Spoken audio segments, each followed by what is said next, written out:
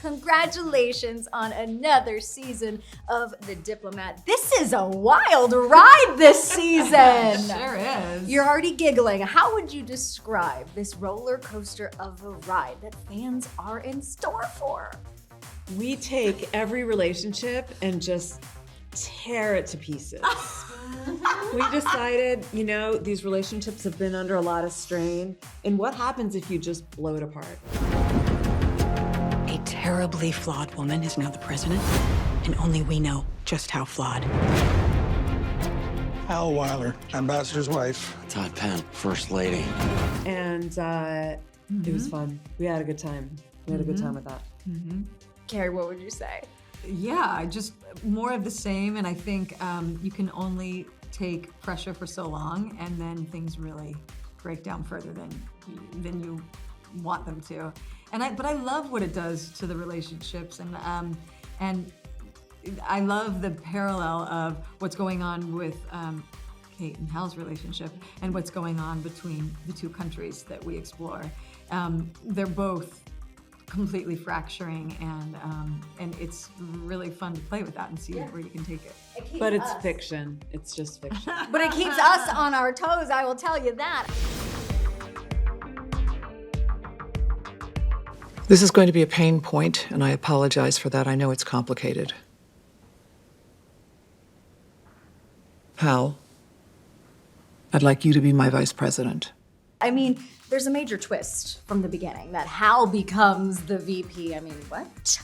But how does that shift inform Kate's behavior for the rest of the season? It shifts everything. I mean, I think the whole point is she, from the very beginning of this show, said, I don't want that job, I don't want that job, I don't want that job. And then finally, you tee it up to finally get that job, and then it gets taken away, and you're like, oh, and it's humiliating. I mean, it's almost like more humiliating realizing that you did sort of kind of start to want it. And that's really makes you feel off center and just embarrassed and what did I get in this for, and how far I came from the roots of who I am. So all of that is really good, and I think it sets the season off to a really interesting kind of more contemplative, back to your roots, figuring out who you are and what you want. So why are you being like this? Well, according to Lydia Trowbridge, it's because I'm an increasingly insignificant house husband married to a supernova. And listen, on behalf of the fans, I have to give you both a huge thank you for the West Wing reunion we've all been waiting for. We lost 2 Democrats? They have ideological objections. Yeah, it's just not a good time to be losing Democrats. You haven't been in my office this morning. We'll get them back. Seeing Alison, Janney, and Bradley Whitford on this show, did you have moments where you had to take yourself out of West Wing and be like, nope, it's the Diplomat? They're so damn good at what they do that those characters just didn't show up on our set. They both came in with completely new characters and a much different relationship with each other, but a wealth of history as actors and as people. So you really feel like you're looking at a marriage that's been going on for 20 years and dealing with all of the love and connection and cracks of that. So it's a luxury to have 2 people come in with that much history and then be able to play at the level of Keri and Rufus, who have built this incredible relationship that we are in love with over the past 3 years. We thought we were going to give them somebody to sort of aspire to be. We thought that the Grace and Todd relationship would be something that could sort of show them the way. And it turns out they're kind of a little bit more of a show than these 2 are. It makes you look mature, really. Yeah, it makes the 2 of them look mature, which is a little unnerving. Yeah. Keri, what was the best part for you working opposite them? And then can we get more West Wing alum next season? Yeah, we'll take suggestions. You can write down your suggestions. We'll take them to heart. So fun to have them. They're both so smart and funny, and they're a total dream. He was just in here. We just had Janney on, and they're great. They fit right in, and they're a total addition. How would you describe Kate's romantic journey this season? This season, She takes a few, I feel like. She has some fun. Which is the best way. It's the Jane Fonda way. You know,